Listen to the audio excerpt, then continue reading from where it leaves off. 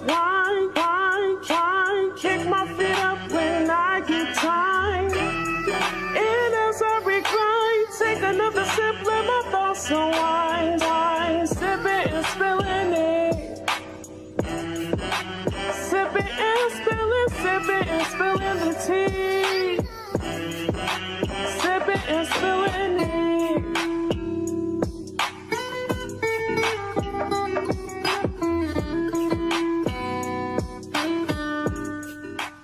What's poppin', everyone? What's poppin'? How you niggas doing? I'm feeling like I'm a bad little bitch and I'm snipped like a Barbie. Hips, lips, hello, motherfucker. Motherfucker. Do y'all not know how long we were trying to learn these words? Because we was like, what's she saying? Right. Because I'm not about to get embarrassed in my own show, even though I've done it a million times. But I don't want to re-embarrass myself. Hello, motherfucker. Motherfucker.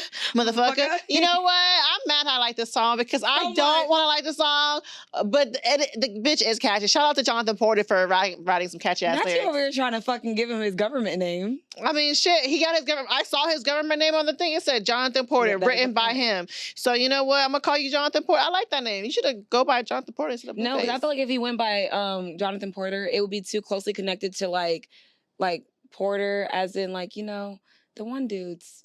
God, what are those? Shoddy, shoddy, go. Shoddy, shoddy, go. No, shoddy, shoddy, go. Travis Porter? Oh, that is not the song I think about. I think, hey, go, ladies, hey, like, you know, something like that. You do your thing. What's that one? What is that one? Dance Like a Stripper. Oh, okay. But yeah, Travis Porter, that's what I think of. So I think Porter, because you know, Travis Porter wasn't just one person, it was like a group. Yeah. So I would think that's probably why he didn't want to go by it, because Porter was already out there. I don't know. I'm just thinking. I don't know. Maybe because he want to be a Crip so bad. Is he a Crip? He a Crip because he be like on SY, so he a Crip. I don't even be listening to what he be saying. You know, I don't listen either. We are definitely in a group chat that we did not want to be in. We didn't ask them. My consent was not given. We never wanted to be in this group chat, but because Chris Sean came around, she made Blueface popular again. And we're in their dysfunctional ass relationship. And it's like, we don't want to be a part of it, but it's like a bad car accident. You just keep looking. You can't stop, but you know it's bad. You're like, damn. You know that the car is going to go up in flames, but you're like, damn, if I can get this on camera. Yes. It would be magical. This is gold. They're clickbait. They are definitely clickbait. There are lots of clickbait. They're interesting to watch. And it's so crazy because we're just like, how are they accepting this behavior? That's why we're seeing it. We're seeing this is your reality. And I'm like, it's reality TV to us. Because it's like, how are you, their life is reality TV. But how much of it do we think is real though? I think all of it is real. Because I don't think reality TV is that real, but I feel like there's a certain level that might be real. I don't think reality TV. Well, I think it's because you watch their other shows. I don't watch who shows? You watch the baddies, bitch. You watch. I thought you were talking about Chris Sean's show. I'm like, I don't watch her show. Everything I got to do with them, you know more than I do. So I'm saying I only see from what I see. I mean, but Blueface isn't on baddies. It's just Chris Sean. Oh, her Chris Sean's storyline. She don't even really bring up Blueface unless Blueface is on the episode. Oh. But he hasn't been on the last couple of episodes, so we don't talk about Blueface. No one cares about him. Okay. Baddies about bitches fighting and arguing and getting drunk and partying. So it's like a hooder version of Bad Girls Club. It is a way hooder version of Bad Girls Club. Yes, that's exactly what Baddies is. I hate that for us. Girl, but it's some good-ass TV. I love to see a good-ass fight. And hey, I want to say one thing. Krishan's sister, Taseki, I like her. I don't know if all of this allegation... I don't know any of this. I don't know what's coming about her is true. You know, they be saying she was touching people. Who knows? People as in what? Touching kids. Oh, no. Yeah, that's what they were saying. Like, when she was a kid, she was touching kids. So when she was a kid, she was touching kids? Yes. Not as an adult, as a kid. Yeah, that's what they were saying. It might be true. But, you know, when you feel a kid touching a kid, it's learned behavior. That's a fact. Yeah, so they're a fucked up family, you know. But anyways, listen to our story time. Our story time is about Benita, and we just see once another person that's up on our timeline without our consent. So I don't know if you all know about her. I don't know that much about her, but I know enough about her to know that she's very likable but very unlikable in the same sense. I didn't know anything about her until she made that ugly people comment. Where she didn't like ugly people? Yeah. She's like, not everyone's attractive. Yeah. Some people are ugly. I'm like, and okay. I feel like after that, because she's someone, she is a plus size. Is she a podcaster? What is she? Yeah, what does she do? She's on podcasts. She's a podcaster. Oh, so she is a podcaster. Okay, so she was on a podcast and she's like very problematic, I think purposely. And the thing is, we don't have a problem with that, but we said the spaces that she's in, the opportunities that she has comes with a different tax bracket where she has to be not even just mindful, but just I feel like understand that the influence that you have kind of does reflect on other Black people that are not in the same spaces as you. Because when you are a Black person in white spaces, the white people look like, oh, this is the token Black person, the staple. Even though we might not like agree with any of her ideas or her ideologies, because we are Black, we are subjected to what she thinks, because she's the only Black person that they're allowing in that room. Yeah, and that they're getting, But do you feel like they allow people like that in those spaces so they can have that rhetoric and that conversation of saying Black people act like this? I think that is very true. I think she actually act like that, and that's true. Like they found a Black person that will fit their narrative. Yeah. So I mean, girl, I just feel like it's just kind of strange. I feel like you should be uplifting more than tearing down what you're doing. And honestly, and you look in the way that I think it's just so strange to us because you look the way you do saying the things that you say. And it's just like, that's just the baffling part. It's like there's no humility in you, and it's like there should be a little bit more humility in you right now because she's making the money of what people would. That's why there's none. Yeah, she has the audacity to say those that the things men were born with. Yeah, because I wouldn't say those things. I want to not go be in a podcast and be like, some people are just ugly. Not everyone's attractive. I mean, you do say that, but we're in different tax brackets, so we can't say it. I say that about men though, but I feel like there are ugly women too, though. I feel like I can say that. You can say that because we are not. I feel like respectfully, I know it sounds so stupid saying out loud, y'all. I'm not about to be in a white room acting up for white people. I feel like never. I'm gonna say. But do you think the way we act might be we acting up in front of white people because the way we act, our mannerisms, the way we talk, you know? I don't think so. But I mean, then again, we only know what we've seen of her. Yeah. And I have not done more research than we have also not done enough research because maybe we could be butt ass fucking wrong. I have not done enough research, but I feel like the only thing that I've come across from her, she's being a fucking menace. And I'm just like, girl, have some, you are having an opportunity to do some really great shit with the viewership that you're getting. Please do something better than what you're doing. Do something better than what you motherfucking doing, because if you don't, bitch, we will. Hello? Put us in our motherfucking placeless. And the girls are back at it again. With another messy ass episode of Sipping Soup. We create conversations all wild. Sipping wine. I go by the name of the motherfucking Sammy. And I'm ambitious. I'm the girl. Right. So we're going to get into our ick of the week. I'm going to get into mine because Samantha says she doesn't have one, but I think she'll get one eventually in life, maybe, because shit be happening. So my ick of the week is get ready with me videos. There is no reason why I'm seeing you in your underwear on Instagram. I don't need to see what you're wearing down to your fucking perfume. I feel like y'all are just trying to find an excuse to have softcore porn, because why are y'all on Beyonce's internet with your underwear on? Like, I feel like if you have a get ready, and I don't even get vloggers. I'm sorry, y'all. I hate it. I hate that y'all have to put a camera up to do your daily life chores. Like, imagine going to Target and someone's putting a fucking camera just to just film themselves going down the... Are you talking about that guy? Yes. Well, why did his video make such a big deal? Because so many people do the same thing. I feel like it annoys me in general, but just seeing a man do it made me even madder. Is that what it was? Because a man did it? And even with my Get Ready For Me video, when I was watching it, I saw this man have his print just sitting there. I'm just like, God, you guys ruin everything, you stupid bitch. Have you seen that show? No. Oh, God, I'm watching it right now, and I'm fucking obsessed. What show is that? My Crazy Ex-Girlfriend. What is it about? It's about a bitch who literally dropped everything she had for her ex-boyfriend she had for 2 months and trying to, make her whole life about this man. What show? What is it on? It's on Netflix. Yeah, that's probably why. Yeah, you won't see it. But man, no. I'm just like, y'all ruin everything. I would have been okay if I just saw your outfit. Say outfit of the day. But Get Ready With Me, starting with you in your drawers, it bothers me. Get Ready With Me videos is kind of crazy. They're insane. It's kind of crazy, and there's no amount of normalizing that you can to normalize this for me. I may be on. I guess because I'm older. We're older, so we don't get it. We're not like Gen Zs and stuff. Yeah. But Get Ready With Me videos is very cringe to me, because you are recording yourself, and then you go to sleep. and then you act like you're waking up, and then you record yourself, and then you brush your teeth. Get ready with me. They're so cringy. Yeah. Like, I don't understand why you guys think your life is that interesting. Y'all do the same shit we do. We just don't record it. They think they're just a little bit more important. Motherfucker.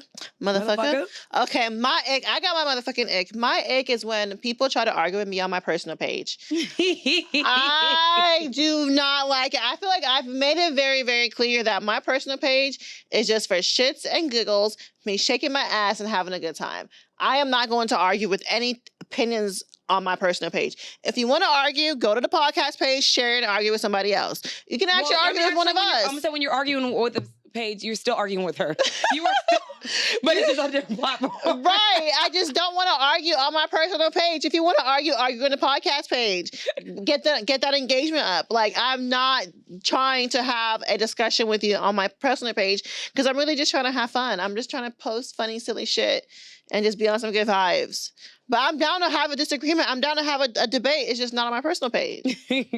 Like when that one dude was like, this is the end of the world. You were like, cry me a river.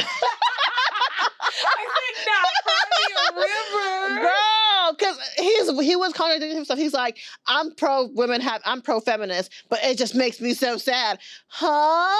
That don't even go together. I feel like the thing is, men feel like their opinion holds weight when we really don't give a fuck what y'all think about. Like, I'm like, if you're a man that I'm dealing with, as in like I'm fucking you, or I might care about your opinion to a certain extent. Yeah. Trust me, I might care, because we laying it down.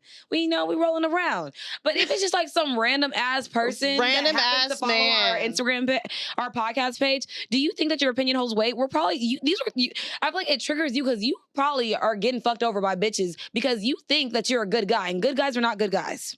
Any man that tells you he's a good man, he's not a good man. But I just don't understand. Like lately, it's just been a lot of like, it's that one post, and it's always paragraphs. I feel like that's why with me, I always just post the video and go about my day on my story. But you'll like put like, you'll be like 50-50 war. Like you'll like make a comment about what you're posting, and usually someone will just like watch the video and just keep going. But you will make a paragraph about how you feel about the video that you're posting, and niggas I don't make a paragraph. I'll just make no. It's never been a paragraph. I would make a comment, and I would use a poll.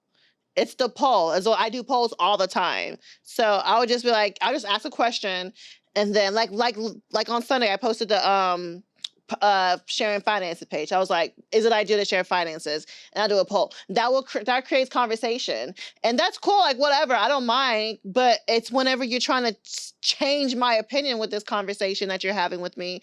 And I make it very clear, like, I accept your opinion, cool, but I'm not trying to have a conversation, and y'all just keep trying to have this conversation. I'm like, all right, it's time to get real disrespectful in this bitch. And I'm like, I can get real disrespectful, and I really try not to, but I feel like, when Cardi was like, I've been trying to act like a lady, but y'all been getting me tight. Like, that's how I feel. I really try to act like a lady, but y'all get me tight. None of y'all try me on my personal page. They're always trying me on my personal page. I don't know what it is about me that gives y'all kumbaya and peace, but thank you. Thank you for bringing me peace. Like, sorry.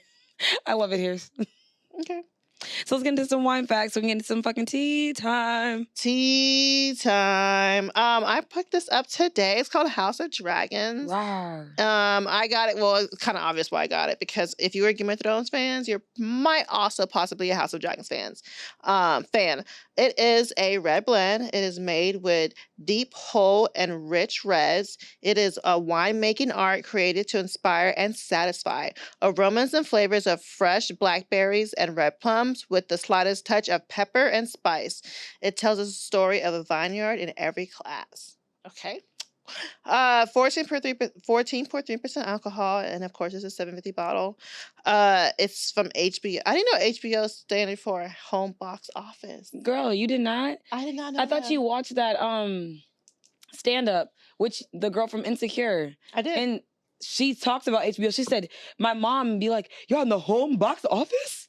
I can't do the accent. Damn, I'm so bad, y'all. It's okay. I don't have an African accent, and I wish I did, because I feel like some of y'all could turn it on and turn it off. I can't even turn it on. I can turn it on and turn it off real quick. Do it real quick. It's fun. Okay, like, I'll be like, what are you doing? See, I couldn't even do that. Do you understand what you are saying to You me? don't understand. Like, You know what I'm saying? I can turn it off and turn it on real quick. I cannot, and I try, and I fail epically. Like I always say, I am the you know, the safe option. I'm African, so I'm, you know, people can say, oh, I'm bringing African home, but I'm American enough to be like, okay, she's American. I feel like I'm the same way too. The fact that you can turn off and on an accent, you kind of like are more so not on the cusp. Yeah, yes and no, because I feel like I'm the same way. It's just a little bit more African, just a little sprinkle of more spice. That's all it is. The sprinkle is more sprinkling, babe, because she even likes Afrobeat clubs. I do, but also, what was I gonna say? It's just a parents' thing. My mom is very African, and your mom is African, but she also came in when she was young. So it's like having, yeah, it's like having me become an African mom. Like if I was a mom, that'd be teen pregnancy. If you ever get pregnant right now. Yeah, it feels like pregnancy. But if I were to be a mom, I'll be like a mom like your mom. You got to think about it. It's only 9 years of you being an adult. Like 19, 20. 9 years of you being an adult. Mm-hmm. You're still a fucking teenager. Whatever makes us sleep at night. Cheers to another messy ass episode of Sip and Spill. Oh. I don't know if y'all know this or not, y'all, but I'm going to tell y'all. Next week is my birthday. Oh, exciting. This is good. I like it. I like it too. Next week is my birthday, y'all. Like 9 days. Maybe by the time this drops, it's going to be like, what, 7? Maybe 6. Oh my gosh. How does that make you feel? It's almost your birthday, girl. I don't even know. I think it's because birthday girl. My only birthday plans are like the trip. So I'm trying to figure out if I want to do something like in town.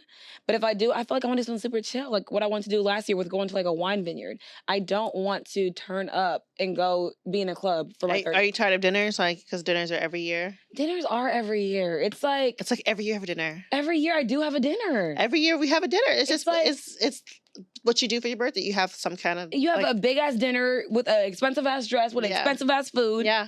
And I would rather us spending that money on either a trip or going to the vineyard, because at least I'm going to enjoy that, because I'm like, I love some wine. Yeah, and this wine is actually really good. And I want to do that last year, so that's what I'm shooting for. Well, you should have started already planning for a vineyard. Honestly, the thing is, my ideology when it comes around my birthday this year, if you can't make it, you can't make it.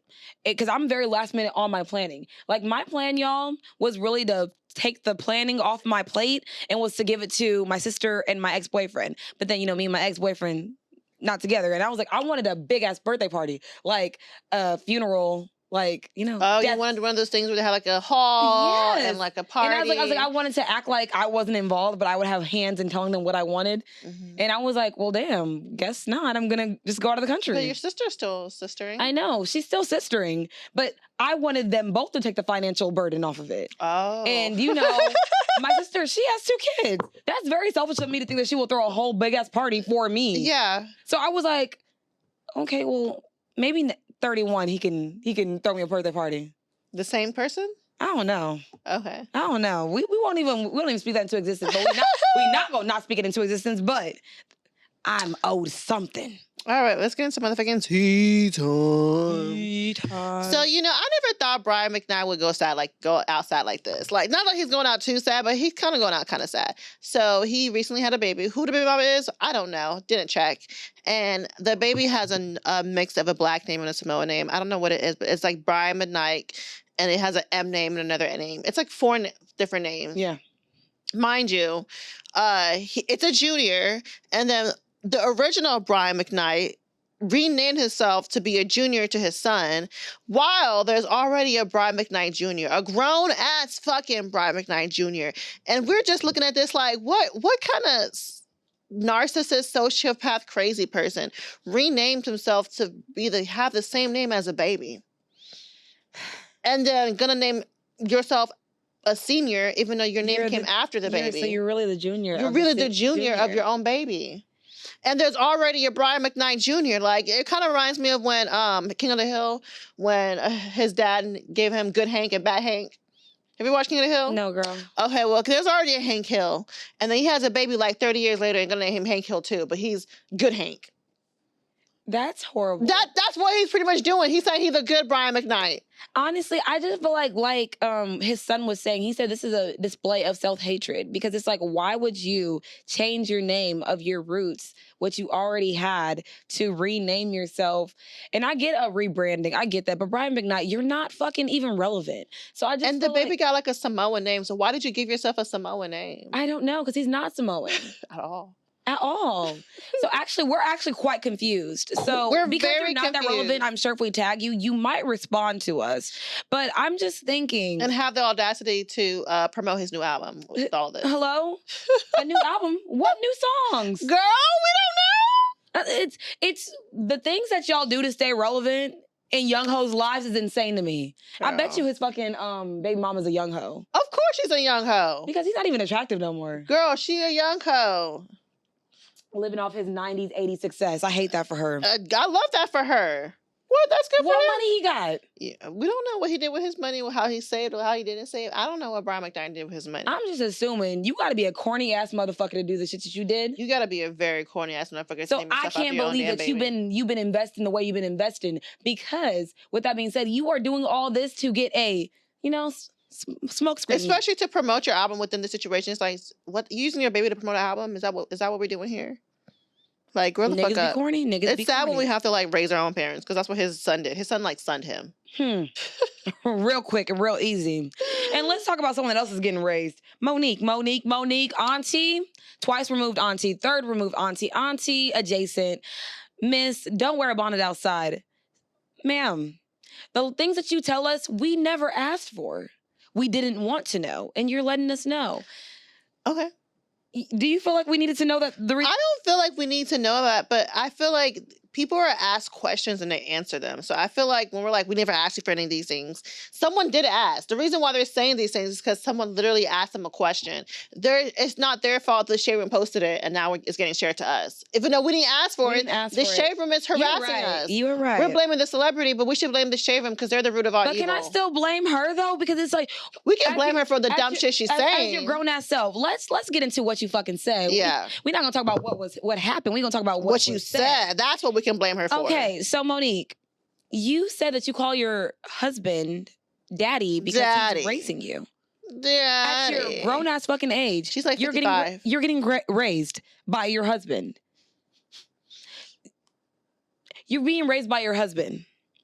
Is there still work that needs to be done? Because you're already grown. And doesn't she have children of her own? I'm not sure. I don't know. See, that's the thing. I think Monique got kids. We do research to a certain extent. We stop to where it makes sense to us. Because we didn't even look to see if she had kids. Because maybe her ass is not fundamentally all the way there because she probably don't have any kids. And I'm not saying that kids make you, but kids do make you grow up a little bit faster though. They do. So maybe I'm skipping a lot of steps before I'm calling you crazy. And Monique, we had to take a second to rewatch the video because we said we probably didn't do enough, but the more that we watched the video, the worse it got. We try to give you the benefit of the doubt. We try to get the benefit of the doubt because I felt like I was just spewing nonsense. And we were not. Beautiful Black women. But I was like, let me just give everything fine tuned. So we watched the video and it got worse. And what was she saying? She was making it seem like I got stopped getting raised when I was 13 and he found me at 35. And then now he's telling me when you were dating other men, you were not my responsibility, but now you're my responsibility. And the responsibility that he had was checking her. And I'm like, wait, that's not raising you, bitch. That's called accountability because my friend checked me. Is my friend no. Are you raising me on me? No. No. We are grown. You can't raise an adult. You can't. I'm sorry. You cannot raise an adult. Monique, you are a grown-ass woman in a relationship with a grown-ass man. And that's called a partnership. That is what it's called. It's called a fucking partnership. Because as a married couple, what do you want for your partner? You want the to best. Elevate. You want to do the best thing. Exactly. You want them to be the best. If you are in a loving, healthy marriage, let's add that part because some people are in some fuck-ass shit. Yeah. If that person loves you and wants the best for you, they're going to check you because they want you to elevate. And that is what that is. It's not him raising you, bitch. Come on. Grow the fuck up. Raising you? You're 55. And why are you even using that language around your grown-ass age? Like, I'm not even using that language around my grown ass I would age. never go into a union with a man that is to lead me and say that is my father, because I'm not he's looking raising you. and because I'm not looking for my father in a mate.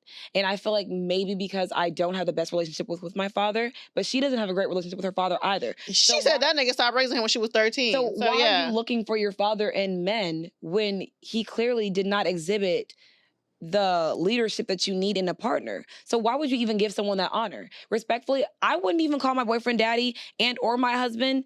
I don't think it's cute. I don't even like when people do that shit around me. Even if y'all think it's like a little cute banter, I think it's fucking weird. But that's just me. What do when men say mommy? I think that shit's weird as fuck too. Mm-hmm. Like, I'm not your fucking mother. I like when men say mommy.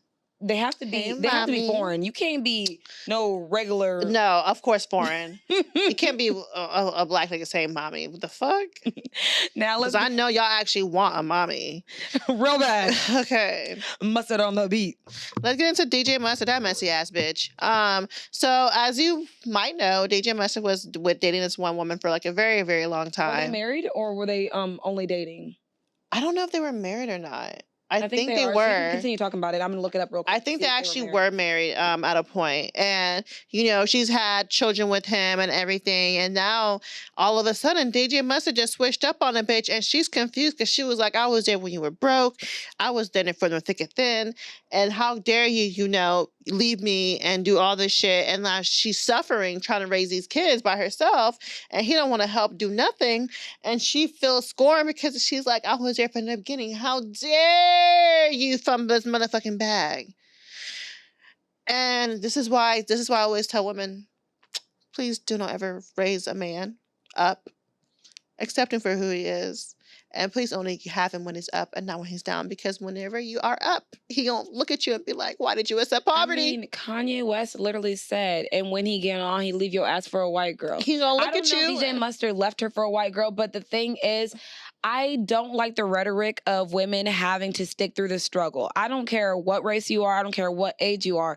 I think that women are going to do better when they put themselves and what they need first. Put myself first, Lucius. And I always say that to them. I said to my mom, I said to my sister, I said it to every woman in my life, because the moment that you put yourself first, you are no longer thinking about someone else's feelings. You are literally only thinking, how far can this get me? Because that's what men look at. They look at you and think about, how far is this going to get me? Mm-hmm. Think about Michael Jordan when he was with his wife for X amount of years. He said, it looks good that I'm a family man. It looks good I'm this. I'm look like this. I'm so wholesome.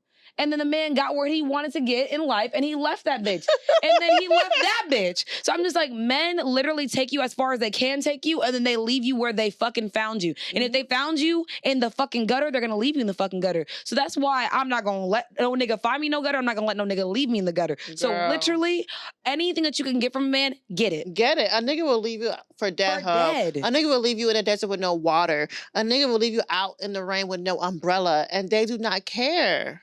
And I'm going to say that also goes back to what we were saying, like, for our topic of conversation, is like fumbling the bag. Like, because people will look at that relationship like, oh, she was with him when he was down. Is he fumbling the bag? What is, like, why would you leave someone that was with you for that long? And I feel like we got to stop using history as the reason of staying with people. Because maybe they shit was fucked up way before. But us looking from the outside in, we're like, she was with him for so long. You know what I think it is that when you get up, you don't want to be reminded of the struggle. Yeah. And every time he looks at you, you remind him of struggle. You remind him of all the bad things he went through, how hard he had to work.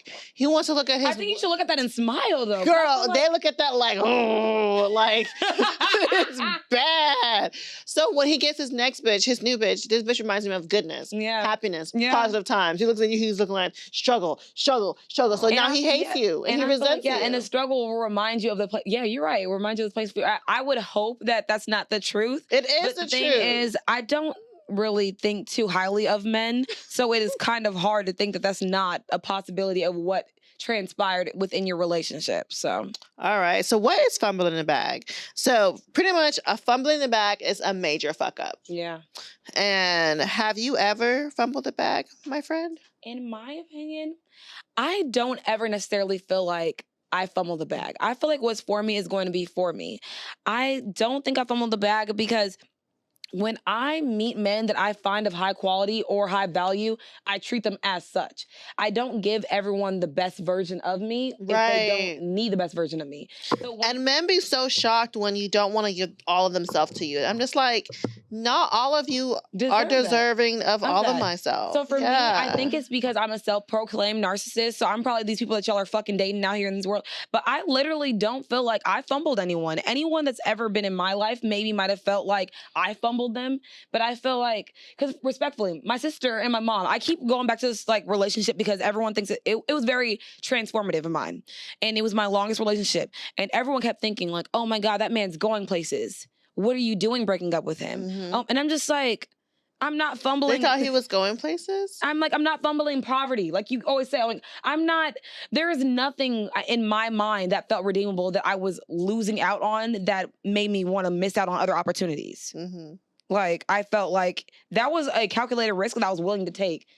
So I don't ever feel like I fumbled the bag. Okay. Do you feel like you ever fumbled someone or someone important that you... You see, when I think of fumbling the bag, my very first thought is finances. And I'm going to go with what I know best. And my fumbling the bag is not rising up with my true African self and doing them PPP loans. That was the biggest bag I ever fucking fumbled because the niggas who did it did not, they're not in jail. If you didn't do nothing major, you are fine. You are walking this earth knowing you got tens and $20,000. And I'm over looking at you like, you bitch, because I could have got that. But I was just thinking like, oh, I'll be the one, they're going to get us. I thought y'all were going to jail, but none of y'all went to jail. None of y'all. And I'm just like, wow, that will always be my biggest regret because that was a come up if there was one, bitch. Bitches got BBLs, bitches got houses, open businesses, got cars, it was just a wonderful time. COVID was a wonderful. I'm sorry y'all died. I miss it there. I'm sorry people died, but it was also a wonderful time to be in our house and be stuck and still and get lots of money. Well, I was still outside. I feel like I was the worst person during COVID. You were the worst because I was actually kind of scared. You bitch said I don't give a fuck about nothing. I literally did. I don't give a fuck about none of this shit. I never caught COVID. About none of this shit. I don't know if I got COVID. I think I got COVID. I never did. Yeah, because we were in close proximities all the time. All the time. And you never got sick, but I was always. I think I got COVID. Say what? I think I got COVID. Maybe I was COVID immune because it was a time where I stopped smelling. Never happened for me. Yeah, girl. The senses were sensing. All 5 of them. Good for you, bitch. I think you passed it to me because we were still recording this damn motherfucking podcast. And yeah, y'all, that was my biggest fumble of the bag was not doing the PPP loans. And it's so funny that when we were having this conversation prior, I was telling Samantha, I said, yeah, because people always be like, you fumbled. She's like, what does that even mean? I was like, you fumbled somebody. She was like, when you say fumble the bag, I think you're talking about money. And everything goes back to money with Samantha. So, and I love that for her. Because if you have a very core personality trait, I'm glad that we know. Yeah. Money flows to you abundantly. It freely. does. Money comes to me. Like, I have a great relationship with money. Money loves me. Money carries me. Money loves me at night. It never, ever does anything wrong to me. The thing is, the years I've known Samantha, that has never changed about her. That's been the one consistent, and I love that. Because if you gonna show up one way, you better show up with your fucking hand out, and you better show up with some fucking money. Period. I love that you love that about me. And Girl, that you already know. And I mean, it's rubbing off on me too, because at this grown-up age, this one girl at my job, it's so funny because I was telling one of my best friends right now. I love it. One of my best friends, I was telling her, I'm like, okay, I'm like dating guys. She was like, and then this other girl was like, if he ain't got money, you shouldn't be fucking dating him. And I'm looking around like, I hear that. And she's like, Ami, you're getting older. She's like, you should talk to this guy. And I was like, you don't know the backstory with this nigga, but I was like, I can't really talk to him like that because he over promises and under delivers. You know what I'm talking about. He over promises but under delivers. Yeah. So like I was telling my best friend about it and she was like, that didn't bother you that she said that? I'm like, I don't give a fuck if a bitch thinks I need to talk to a nigga with more money. I need to talk to niggas with more money. You do. Because the dreams that I have and the dreams that I want equals niggas with more money. And the thing is, I was talking to my friend yesterday and I said, why would I not want to date a nigga with value? I'm not dating. And this one video I saw, see, we go so many train thoughts, but this video said, men will bring you to where they're at. They'll either bring you up or they'll bring you down. Mm-hmm. If a man is lower than you, he's gonna bring you to where he's at. If a man is more elevated than you, he's gonna elevate your life. And I said that's absolutely true because every nigga, if he likes you, and a nigga that I've dated that's was higher than me made sure that I was on a more higher like level. Yeah. A nigga that was under me, and I didn't know he was under me until he was under me, made sure that He brought you down to the depths of hell. He brought me to the depths of hell, but he ain't bring me under him because, child, I rebuke that in the name of Jesus and everything that's great. Amen. So, if someone wants to ever leave you, do you feel like they're fumbling you? At this stage of life that I am, if you leave me, you're fumbling me. Yeah. Me a couple years ago, if you left me, you probably did the right thing for yourself. You probably did the right thing. You probably loved yourself, King. You probably loved yourself, King. You knew I wasn't shit because I wasn't shit. You know what? But now I'm learning to be shit.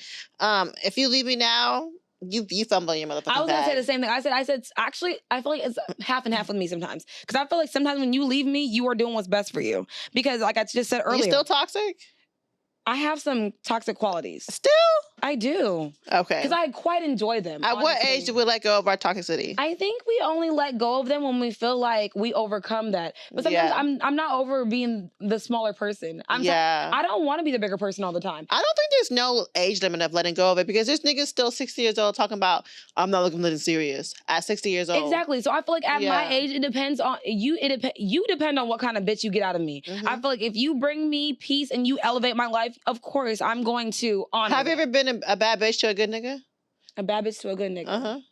I've been a bad bitch to a good nigga. I was. Because you can be a good nigga and you can still get a bad bitch out of me. Yeah, no. So it don't always depends on what you are. It really does. And that was when I was younger. Yeah. But now that I'm older and I literally assess these situations, I see them coming. Because women, we think of all possibilities that are going to happen before every single one of them. Mm-hmm. We do. We think of the wedding, we think of the breakup. And I feel like that's what I'm saying. In my last current relationship, I felt like he was a good enough person for me not to be a bad person to. Okay. Because he's done X amount for me.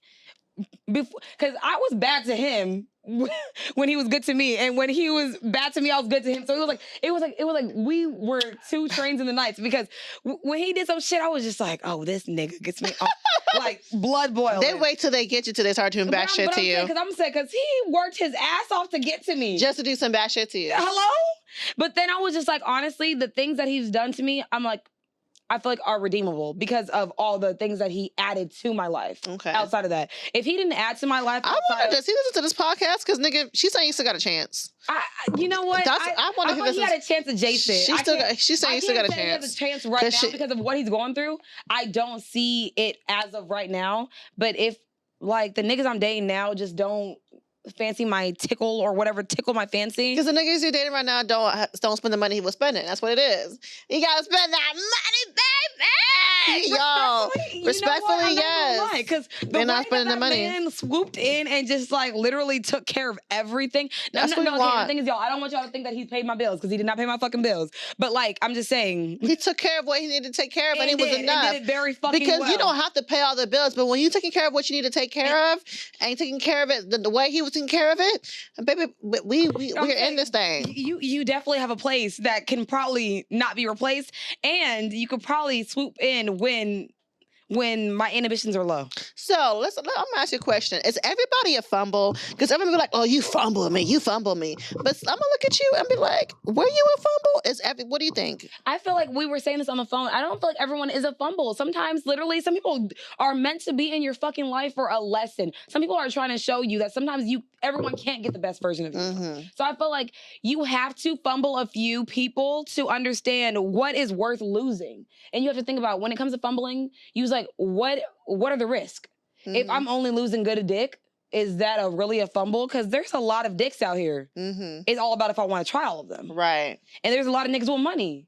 Are they all gonna fucking enhance me though? That's what I'm saying. So it's like, you have to see what's important to you of what is worth fumbling. I don't think that everyone is a fumble, but I feel that if there's certain core qualities and beliefs that you want and they exhibit it and you blatantly are disrespecting it, if everything that you prayed for, you are fucking up royally, it's a fumble. But everyone kind of do think they're a fumble. Like I was listening to this podcast and this guy was pretty much psychologically and everywhere emotionally abusing this girl.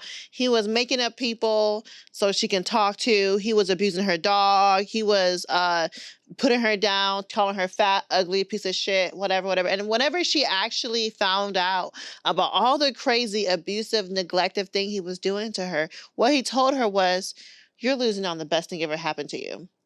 in her idea, she's like, I'm getting away from the most abusive, crazy man I've ever met in my life. But he really thought in his crazy ass brain that she was fumbling the bag. So I'm just letting y'all know is that most of y'all are not as good of people as y'all think y'all are. Y'all not this great relationship person. Y'all not this loving. Y'all really not. Human beings always value themselves. Mm-hmm. And I do it too. We all do it. It's okay. So I'm just reminding us and me that maybe sometimes you are not the catch, and it's okay. That person did not fumble you. They got the fuck out. Yeah. I feel that's a good way of thinking about it, because I feel like sometimes you aren't fumbled, and that's okay to think about. Yeah. Some people do think very highly of themselves, and I feel like I, as myself, do think very highly of myself. I will fuck you over and still think I'm the best thing that ever happened to you. I remember I was talking to my ex-boyfriend, like I said, of 7 years, and I said, I'm the best looking bitch you ever talked to. I'm the bitch with the most fucking money. I would say shit to him like that. Damn. Yeah. And then I'm just like, maybe that wasn't important to him. Maybe what was important to him was his peace, and I didn't give him peace. Maybe it was important to him is to have a bitch who split the bills and still cook and clean. And that's important. That's what was important. Fumbling the bag for him is that. And I could never fit into that bag. No.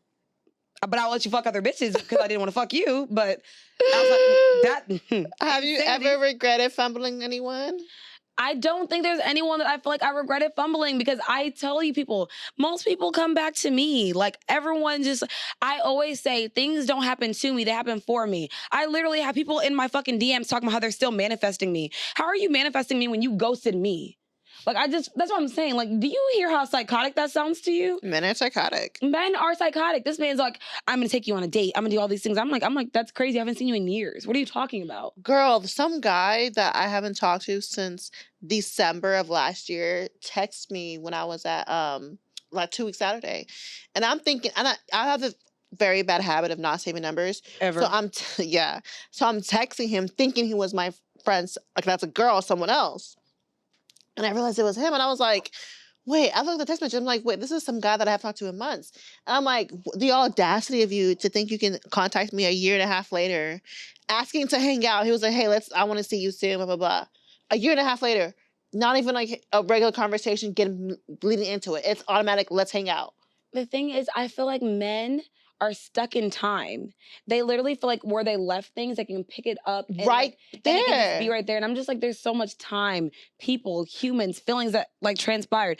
Men that feel like you fumbled them feel that they can pick up because they feel like they And the are crazy the thing, the last time we talked, he left me on red. That's what I'm saying. So you left me on red, and then you text me a year and a half later trying to hang out. Like, what?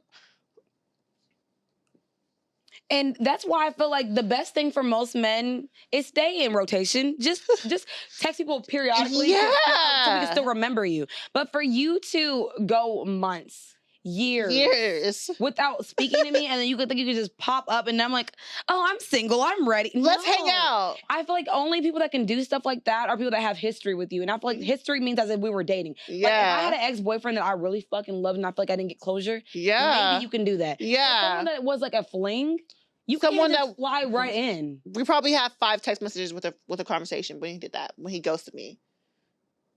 What made you think you'd come back a year and a half? Why do you even still have my number? How did you find me?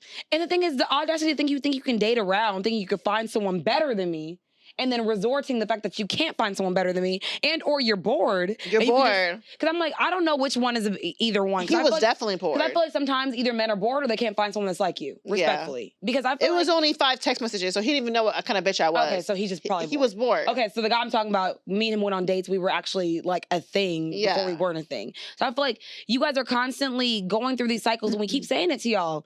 Seek help, seek therapy, seek something because what y'all are doing is not working for y'all. And we're not going to be here to be your pillows. I'm not your fucking mother. I'm going to be married in 2-3 years. Who fucking knows? Get the fuck out of my inbox, bitch. I felt that in myself. So we're getting into our game where we're going to see couples that broke up and who fumbled who, and or is it a fumble or was it a come up? So my first one is Kanye West and Kim Kardashian. Who fumbled who? I think Kanye fumbled Kim. I think Kim fumbled Kanye. Mm-hmm. I feel like Kanye, more relative. I feel like Kanye, I think it's who you like more and who you follow more. And I follow Kanye. So I feel like he's going places. She's a fucking billionaire, granted, but so is he. He invested in her, gave her... He's not a billionaire anymore. Okay, well, I don't know if that, but either way, when they were together though, he told her every fucking thing that she loved, he bought her stocks. And that's what I'm saying. He's elevated her in ways that are just more than just fashion. He was like, I feel like I like men that are going to invest in you. And not only did he make her look better, he invested in her monetarily. And I love that. So I feel like I feel like personality-wise, Kim is just a much better person. That's what I see is fumbling. Yeah, he elevated her, but one thing I would say about Kim has never, ever, ever publicly embarrassed Kanye, while Kanye has multiple times publicly embarrassed Kim. And I watch her show here and there, and Kim makes it very apparent and make sure that her kids never seen Kanye in a bad light. She never disrespects Kanye. She never does anything. Even though he's a wild fucking card, she always makes sure she's respectful of him and his image. So because of how I'm seeing how she still honors a man that's disrespecting her, that's why I think he fumbled her. Yeah, he brought her up. Yeah, he helps her. Like, she was saying how before she picks out an outfit, Kanye has to approve it. That's how controlling he was of everything she did. Like, he approved. Or that's how much she valued his opinion. I don't think it was controlling. I think it's how much she valued. It is controlling, but I mean, she didn't mind it. Someone picking out every single one of your outfits I think is controlling.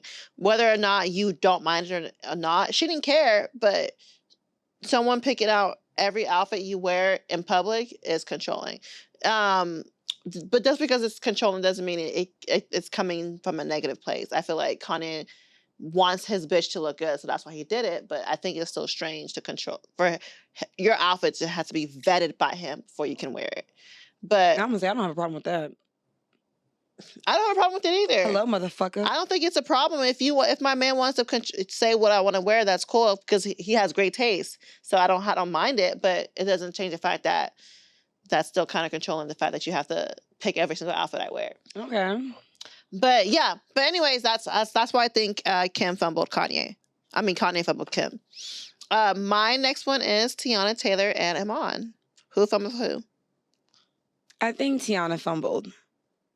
I think that Iman is so out of the way. He's so like reserved. He loved that woman. Like what we've seen. We were not in the relationship, but I feel like that man was team her. And I don't know. I can't speak for it, but that's what I think. I don't know. I might be wrong. And a nigga, they always say, get a nigga that love you more than you love him. And that's what it seemed like, that he loved her more than she loved him. Okay. That's what it seemed like. Oh, you don't have anything to say about that? Because I really don't know who fumbled who.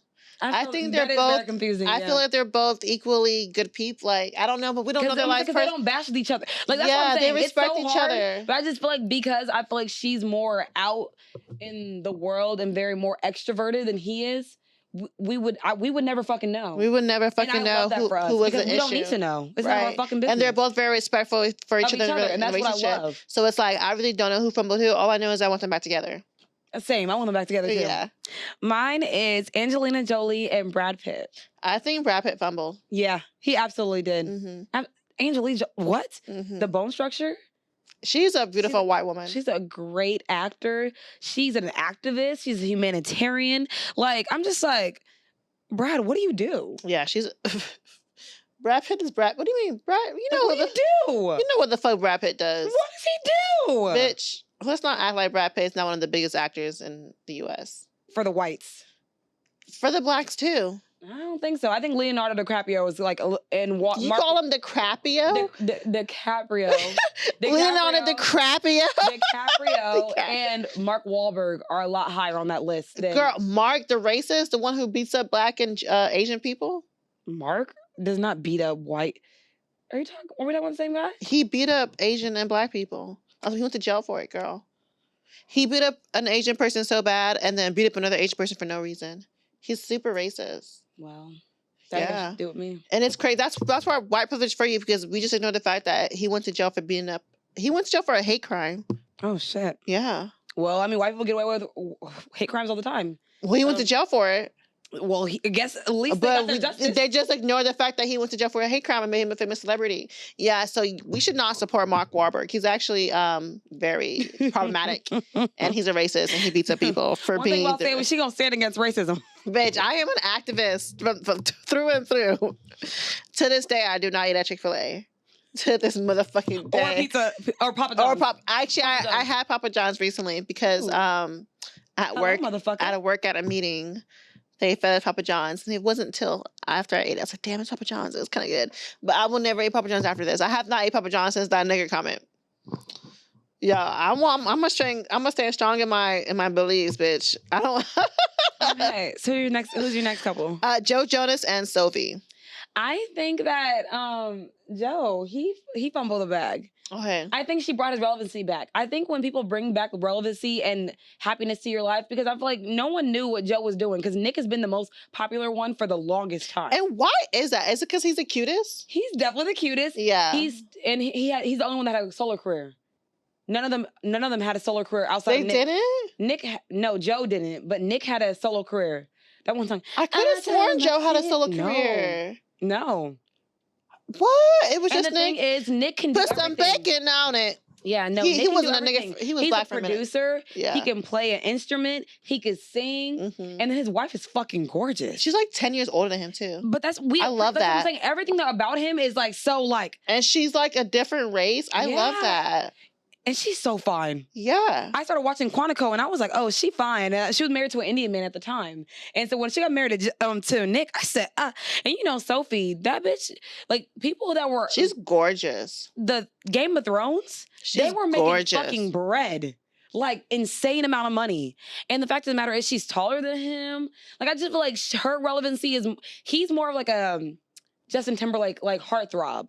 Like Joe, he's like someone you thought about when you were younger. But she's gonna be relative throughout, like because of Game of Thrones. Game of Thrones is never gonna fucking die. It's a stample. It's a stamp. And I watched Game of Thrones literally probably 3 years after it was out. And I literally caught myself all the way up. It's so good. It's so good. And it's so hard to rewatch because it's like so in depth. That's what I'm saying. So that's what I'm saying.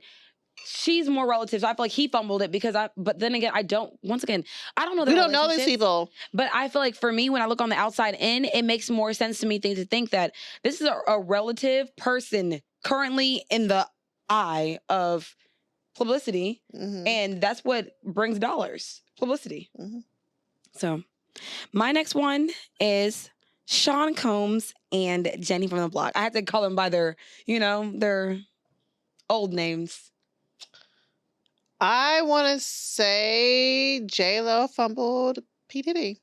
I think I agree with you. Yeah. Because J-Lo was only relative when she has the Black population behind her. Like when she was with Mark Anthony, literally people fucking forgot she existed. I think Black people did. I think she was very famous in that Latin world. That's what I'm saying. She's more popular. I'm relativity. Of our world, no. But I mean, I think it's important to say that she was dating Mark Anthony was actually a highlight for her. Yeah. So I feel because Mark Anthony, he wasn't famous to us, but he's famous in that community. But I feel like in every aspect, every man that she's like lost, she's the one that fumbled. Because I feel like they're more popular than her. Yeah. All of them are more popular. I agree. Yeah. So I feel like she's just she's there. Because she can't sing. She can perform-ish. But like J-Lo's not someone we think of. Like she doesn't even sing her own songs. She has someone singing the shit over her while she's mouthing it. Yeah, we're just not J-Lo fans. I think J-Lo is gonna be. It's always gonna be problematic for us because we know that Ashanti was singing her lyrics. And I feel like I'm gonna stick with my Black. We're gonna stick with Ashanti. So I know J-Lo did a lot of stuff, but we're just not really J-Lo fans. Next is Britney Spears and Justin Timberlake. I think that. Who fumbled who? That's a hard one. If we're looking at longevity, she fumbled because she's been divorced twice. Okay. But I feel like when we first saw it happening, we literally thought that Justin fumbled. Yes, because she was the pop princess. Yeah, and I feel like Britney Spears was that girl, and she still is that. Well, she's not still that girl. She's not that still that girl. But her music is still relative. But she's not still that girl. But because Britney Spears is so iconic, she will always be that girl. Yes, because I feel like even now, her shit that she put out years before Justin Timberlake being a solo artist is still better than his music when he was solo. Yeah. Like, I like NSYNC music more than I like Justin Timberlake music. Yeah. So I think the only thing I was Sexy Back and that love song. With Beyonce? Yeah. Yeah, that's what I'm saying. So long term, she fumbled the bag. But short term, when we thought about it, we're he like, fumbled the bag. he fumbled the bag. But Yeah. they're white people, so I don't like getting into white people's business anyways. So. You already know it. So let's get into some motherfucking questions. My question is, if someone fumbled you, would you let them spin the block? If I feel like I'm getting fumbled, I don't think I would let them spin the block. Okay. Like, you lost me. Like, no. There's no one that I feel like fumbled me that I would allow spin the block. Okay. I feel like for me, I feel like it depends. It just really depends where I'm at in my life. Because I can't even speak the future, but I'm like, it depends on how royally you fumbled me. If it wasn't that bad, I'll consider it. Question. If someone fumbled you but offered you a large amount of money to come back in your life, would you accept it? Yeah.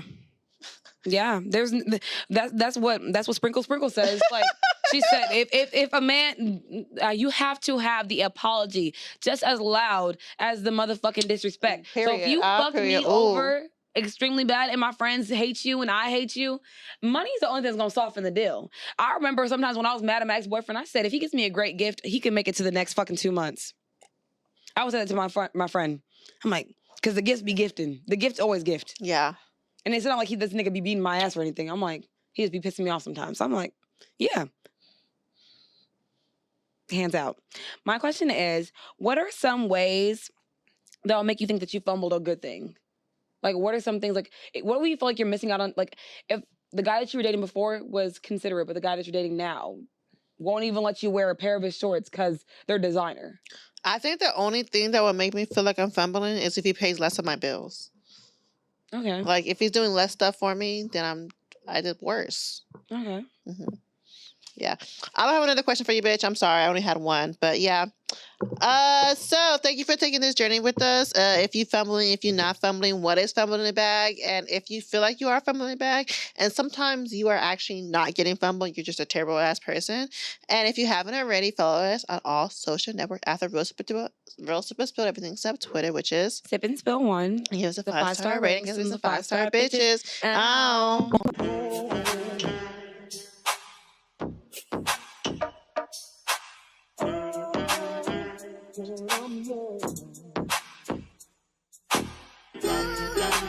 I sip wine, kick my feet up when I get tired. And as I recline, take another sip, let my thoughts unwind. Sipping and spilling it.